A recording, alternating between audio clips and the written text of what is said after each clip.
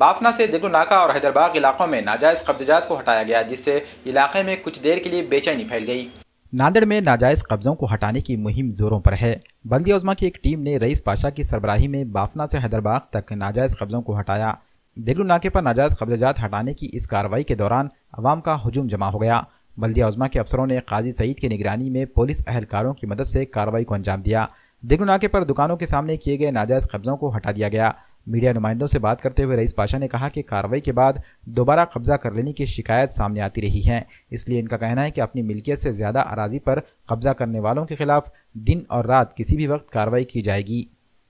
एक 15 दिन से अतिक्रमण की मुहिम चालू हो गई। ये मुहिम नहीं रहते हुए ये पूरी कंटिन्यू हर गली में हर रोड के ऊपर ये चालू रहने वाली है। इसके पहले 3 दिन पहले हमने देगलू नाके से लेके चौक तक पूरी मुहिम रहा है 3 बार, और अभी देगलू नाके से लेके खुतबे नगर तक, उसके आगे हैदरबाग के तक हमने पूरी की पूरी मुहिम चलाए हैं। और एक ख़ास बात बोलो तो इसके अंदर हम ये बोलना चाहते हैं कि कोई भी व्यापार काम करने वाला उन्हें नाली पे या फुटपाथ पे नहीं बैठना चाहिए, पक्का बांधकाम करना नहीं चाहिए।